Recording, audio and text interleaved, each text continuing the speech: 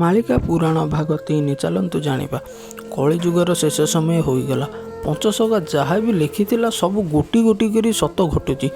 ଏବେ ତ ମଣିଷ ଜୀବନ ବହୁତ ବିପଦପୂର୍ଣ୍ଣ, କାରଣ ମାଳିକା କହିଥିଲା ମହାମାରୀ ଆସିବ, ଯେମିତିକି corona virus. Bahanaga train accident ବହୁତ ବଡ଼ ଦୁର୍ଘଟଣା ଥିଲା, ବହୁତ ଲୋକ ଲକ୍ଷ ଲକ୍ଷ ଲୋକ ମରିଗଲେ। ଏବେ ମାଳିକା ଗୋଟେ ସଂକେତ ଦେଇଥିଲା, କଟକ ଭାଇଚାରାର ଅସୁବିଧା ହେବ।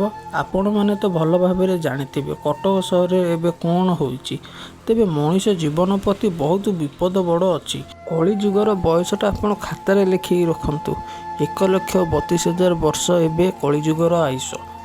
ଆମେ କିନ୍ତୁ ଭୋଗ କରିଛେ 32,000 ବର୍ଷ ହୋଇଯାଇଛି, ଭୋଗ କରିଦେଇଛେ ଆମେ। ଆହୁରି 1,00,000 ବର୍ଷ ବାକି ଅଛି। କ'ଣ ସୃଷ୍ଟି ନଷ୍ଟ ହୋଇଯିବ?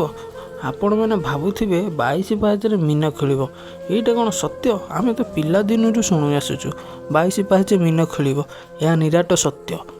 ବ୍ରହ୍ମ ପୁରାଣରେ ଲେଖିଛି ହୀରାକୁଦରେ ବନ୍ଧ ଭାଙ୍ଗିବ, ଆଉ କ'ଣ ଚିତଳମାଛ ଆସିବ? ଯେମିତି ଆମେ ଭାବୁଛେ ମଣିଷ ଜୀବନ ଲୋପ ପାଇଯିବ, ନାଇଁ, ମଣିଷ ଜୀବନ ଲୋପ ପାଇବନି।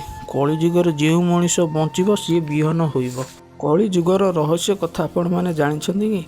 ମଣିଷ ଜାତି ବି ବହୁତ ଭୟଙ୍କର। ବାପ ପୁଅ ବସି ମଦ ପିଉଛନ୍ତି, ଶ୍ୱଶୁର ବୋହୂର ପିରତି ଭାବ, ବହୁତ ଲଜ୍ଜାଜନକ କଥା।